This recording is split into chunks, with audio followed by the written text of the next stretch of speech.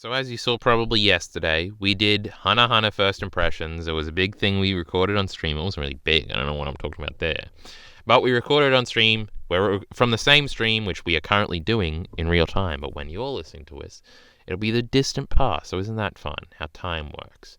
But we did Hunter Hunter First Impressions. I also recently started One Piece, so here we are, One Piece First Impressions. In case you didn't watch that video, I'm currently on Chapter 91 of One Piece. We're in the middle of the Arlong Park stuff. I wanted to finish it before recording this video, but fuck it, we don't have time.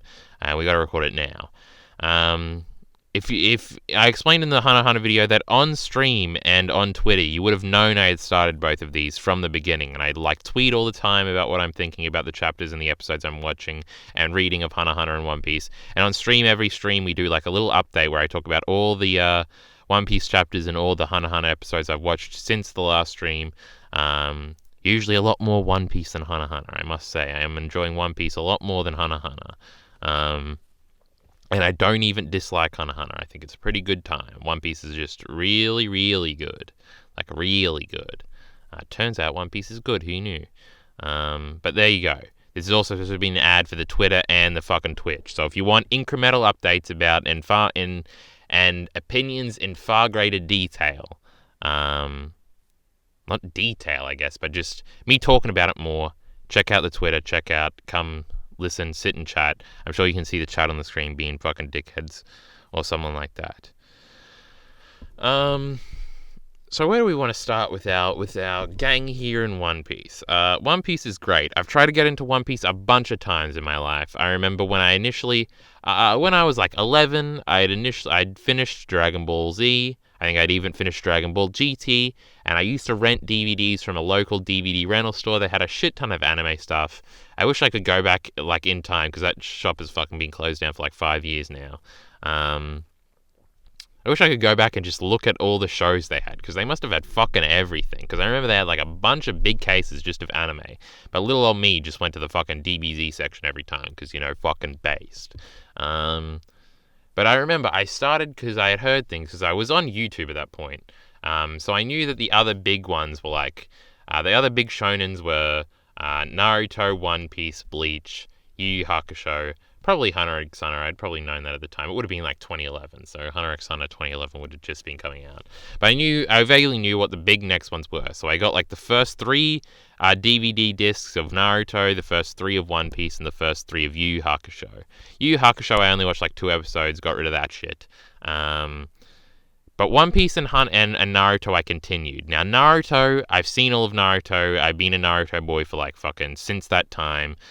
Always loved our boy Naruto. That was the one that appealed to me more. Obviously these were dubs, so it was the 4Kids dub of One Piece, so it was handicapped, but I did get up to about Arlong Park. I don't remember, because what I remembered about Arlong Park, either the anime changes it a lot, or I was just having fake memories in my brain, because I don't remember Arlong Park being anything like the Arlong Park I'm reading now. But that's as far as I got that time. Then a few years later, 2 years ago, I tried to get into One Piece by reading it. I bought the first 6 volumes physically to make a promise to myself that I was going to continue it if I spent some of my fucking birthday money on these volumes. I tried reading it. I got up to the Captain Kuro stuff, and then it just got away from me. And then again, earlier, no, it wouldn't be earlier this year now, that's 2020, but early last year, then I tried to get into One Piece again. I only read the first 2 volumes, and again, I didn't make a decision to drop it.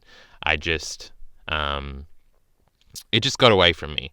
So then I was fuck it, we're going to start One Piece properly. Miller, who's in chat, who you're probably seeing, has been hounding me forever about Hunter Hunter and One Piece. A bunch of other people have been hounding me about Hunter Hunter. Turns out I should have listened to the One Piece boys all along. But now we're into it, and now I actually get it. I think my brain was just too small to understand why One Piece was great before then. Actually, what really got me to want to get into it again was I watched the recent PCP lecture that Nate did, best guy ever did, about One Piece. If you're watching this and you're just my viewer or something and you haven't seen One Piece and you're just curious, go and watch that video. It spoils everything in One Piece, but I don't give a fuck about spoilers. And I had already been spoiled on most of the things in One Piece just existing in online anime communities. So I watched that. I watched that fucking video twice. The lore was really interesting, so I was I want to know what's going on with all these deep lore things, so I gotta read this fucking show. this series. Turns out when I started actually reading it and understanding it, turns out characters are great, character interactions are great, and everything just about is great, and that the lore stuff is something I'm not even really thinking about now as I continue here, so that'll just be an added on, tacked on bonus when we get up to when that stuff becomes relevant and we get all political with Yonko and fucking Shichibukai and all that shit down the line, and Marineford, and all the good things I hear. Because right now I'm loving this East Blue stuff more than I expected to the point where I'm convinced that it's going to be my favorite saga. But maybe it won't be. Maybe everybody's right, and the later stuff is even better. Because I fucking love One Piece. Should we go chronologically or should we go by character? I guess we should get some hot takes out of the way immediately. I'm told that maybe these aren't hot takes, or maybe they are. Who knows? I'll let the fucking dislike bar be the judge of that. Syrup Village so far is the best arc, and Luffy so far is my favorite character.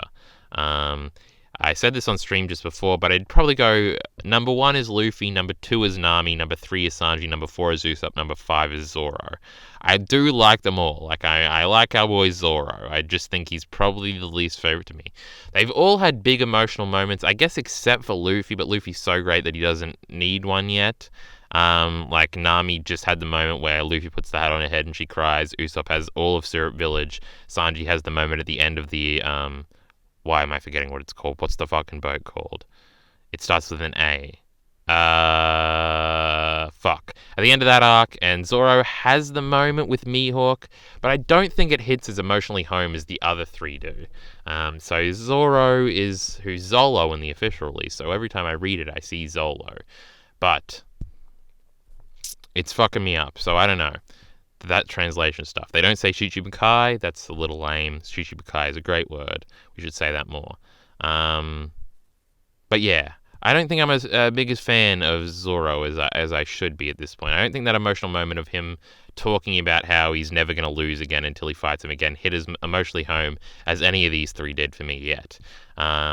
His initial flashback, though, was great. I tweeted about it, where he says he's going to be, like, the best swordsman in the world. He's going to be so great that they'll know his name in heaven, so his old girlfriend will know about him. I forget her name, Kuina, or whatever her name is. That was some great backstory. I really love that stuff. All the backstories have been really good so far, and that was one of the things I feared getting into One Piece. Like, usually I don't give a fuck about backstory. It's annoying. It goes on for too long. But all of them have been great so far. The recent Nami stuff was great with the mother, and obviously Sanji stuff is great. I guess we should start. I don't know. Where do we start? Like chapter 1, the Luffy's immediately likable. Luffy's immediately great. Luffy is just Kid Goku. And that's the best way to have a shonen protagonist. We did a chart on stream the other day where we plotted out how good different shonen protagonists were, and we put Kid Goku and Luffy on the best end and Midoriya down here on the shit end, and like plotted Naruto and Ed from Fullmetal Alchemist and some other characters on that list. Because Luffy and Kid Goku work the same way, where they show up in a society where they don't understand the rules, they don't care to understand the rules, and if they see something that pisses them off or that's morally reprehensible to them, they will just fucking fix it. So, it happens immediately where Luffy shows up in Alvida's crew, and he's supposed to say that she's pretty and kiss her ass like everybody else does, but he's like, who is this ugly fucking skank? I'm a puncher. So he does, and everybody has the big reaction panel of like, no, don't say that. The jaws get big, all the expressions in the art in One Piece is fucking perfect. And because of this, Kobe gets inspired to chase his dreams, which leads into the next arc where Zorro is introduced. But yeah, that's how it works. Goku used to do this all the time. Though the world wasn't as fleshed out in Dragon Ball as it is in One Piece. This happens again with Helmeppo. Helmeppo's pissing Luffy off, so he just punches him, and then this brings down the reign of the army base on him and Captain Morgan and shit like that. No one's supposed to... Like, Captain Morgan has this big statue he's raising up. Luffy breaks it and doesn't give a fuck, says sorry or whatever, haphazardly, and then it makes Morgan mad, but he beats the fuck out of Morgan because fuck that prick, I'm Luffy. This is the type of stuff that makes Luffy my favorite character so far. He does it again with Don Krieg, where he's like, I don't give a fuck about Don Krieg, I'll punch him. He's doing it now with Arlong, where he showed up and he says, which one's Arlong? And he just punches him, and everyone has the big reaction panel, all of his men like, how do you do that?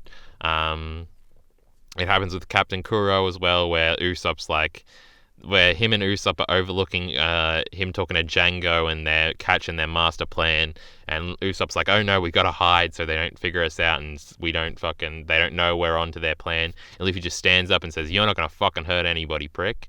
It's all great characterization of Luffy. He's perfect. He's a great leader. Literally perfect. What can we say about Luffy that isn't a fucking 10 out of 10? Oh, and his initial introduction where he's stabbing himself in the face, showing he doesn't fear anything. That's another big characterizing thing for Luffy. All perfect. Then we get our boy Zorro. Again, the big emotional moments are the flashback and the Mihawk stuff. Now, the Mihawk stuff is cool. It was really cool how he turned around in Mihawk. He gained Mihawk's respect. By just letting him slash him. Now I know where the big fucking scar that's always on Zorro in art stuff that I see, where that came from. That's all cool. Yeah, I don't know if we have much else to say about Zorro. I think that's probably the reason why he's my 5th favorite so far. Nami comes in next, and Nami immediately is great. Her first introduction, how she's just like sitting on like the roof of the building while she convinced Buggy's pirates that Luffy was their boss, and Luffy like clobbers them for him. I love that Luffy always says clobber. He's gonna clobber every prick that wrongs him. It's great. Nami is introduced, and she's like very, very much the femme fatale, I think is what one of the chapters is called. And it fits her. But what's clever about Nami, because I know every One Piece spoiler, so I know this is how it turns out, is that all the traditional femme fatale things that she like demonstrates, like she uses her looks to take advantage of like men when they try to take advantage of her, but she kicks them off the boat and steals their shit, like she does with the Buggy pirates initially. And that she's really obsessed with money, and she'll ditch, like in real quick. Like all these traditional like sexist portrayals of like female characters. It's then revealed that she's doing these things not for actual money, because she doesn't give a fuck about money, but just to like save her village, which we've learned in Arlong Park. So it's a great little subversion there. We just did Hana Hana. That's where we should have been talking about subversions, but here's One Piece doing its best too. Where like, she's actually not like that. She's a nice girl. She's going to be our fucking navigator from now on. Luffy also, I don't think Usopp sort of does, but for these three, none of them want to join his crew. He's like asking them, he's very persistent.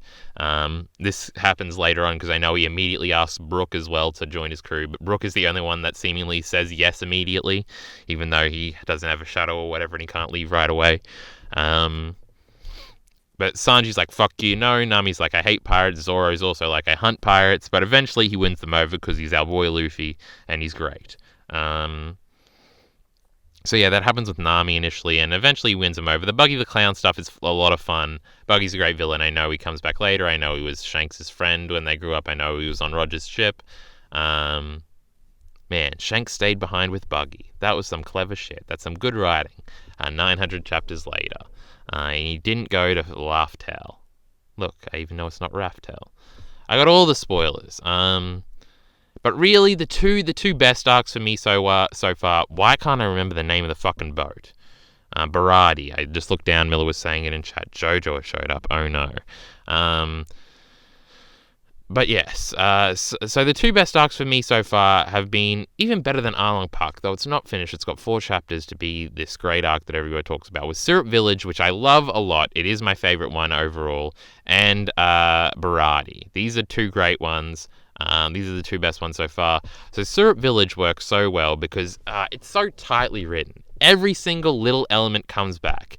Now, this will probably happen in Arlong Park. So there's some to like make an example of this. In Arlong Park, we had the little kid from the beginning who's trying to fight the fishermen and called the Navy and is trying to buy freedom for it because his village got destroyed. He has to come back somehow and have some sort of impact in defeating Arlong or something eventually. Like that's one of like in Syrup Village, all that little stuff, like that little kid comes back in the end. I have confidence in Oda that kid will have some sort of thing, like some sort of impact on the plot. Like every element of Syrup Village fed into the ending and made it so great. I know this is the one a lot of people don't like, and I just don't understand because it is like perfect. The tightly written thing is what I'm talking about there, where every single element, not a second is wasted, everything comes back and ties together and it's perfect. And this is epitomized by the last chapter. Both the last chapter of Syrup Village and the last chapter of Baradi are the best chapters so far, and these end of arc chapters are fucking phenomenal. Usopp started the whole, because obviously he's a play on Pinocchio. He's a liar all the time. He does the boy who cried wolf thing, but it's the boy who cried pirate. Um, and so he started saying that the pirates are coming to trick people, because he was trying to trick his dying mother into thinking that his father, who was a pirate in Shanks's crew that Luffy used to know, who seems like a cool bloke, and he's trying to lie to his mother and say that the pirates are coming because his dad has come back to see her before she dies. And this like recontextualization, this fucking twist at the end is so perfect for his characterization, and the fact that they all miss him once he stops doing the pirates are coming every morning, and then the kids start doing it to like carry on his inherited will, which I know is a big theme of One Piece. It's fucking perfect. His girlfriend is great, Kaya. I even remember her name. That she was very sympathetic. She did everything she needed to do well. She factored into the ending as well. Confronted Kuro and things like that. Kuro, I also think probably Arlong's a pretty good villain. Definitely better than Don Krieg. But Kuro's up there as well. I really like how he's very not articulate, but meticulous with how he plans things out and how he wants peace of mind. And that was a big theme of that little arc here, about peace of mind and things like that. Usopp trying to give his mother peace of mind before she dies, telling him the pirates are coming. Like, it's a big peace of mind plays in thematically, just like in the buggy thing, everyone has a personal treasure to get that theme over. They all work. I'm sure there's one in Barati I just didn't notice, and I'll figure out on rereads and things like that. One Piece is thematically poignant. It's very consistent. I like it a lot. But what the fuck was I saying? Kuro being a good villain. Just his aesthetic and everything, like the one scene of him like murdering all of the people in the Navy ship that comes after him, like the shot of him just hanging out there, like with his feet off the ship, sitting on the railing or whatever. That was some great characterization for him, made him very intimidating. The fact that he just starts killing his crew and Luffy gets really mad at that. Another one of my favorite moments was when Luffy beats Kuro and he nearly passes out, but Nami like puts her arm out and catches him. That was a really good little panel thing. But yeah, that last chapter of the Syrup Village stuff like makes it so great. Oh, it's just so good. Everything comes back together. The Usopp pirates being disbanded, all great emotional moments. The fucking facial expressions in One Piece are perfect. The one with Zorro in his flashback where he says he's going to be known even in heaven. Like, all the facial expressions are great. And then in Barati, obviously the Mihawk stuff is good. It's like a middle piece, but the actual thing is about Don Krieg, who isn't that fun of a villain. He's like a weird prick. But we were happy when Luffy beat the fuck out of him. It was good. Wins over Sanji. The Cook stuff is all great. All the mini characterization I don't want to go into here in that arc is great. But the whole arc is built off the fact that Chef Zeph is really cool and Sanji is really cool, and they seem to have some subtextual underlying relationship where they love each other even though it seems like they hate each other. Where it seems like, and the whole arc, we're waiting to find out why they have like this bond even though it seems like they hate each other, and we're waiting for this emotional like confession between the two that they actually love each other and they're father and son and they're great. And then we get the flashback and you see like what they had to do to survive 85 days, I think it was, on that fucking island alone. Most of it without food. It was all fucking great stuff. They have to go through the struggle, but even then, they don't like become lovey-dovey father and son stuff.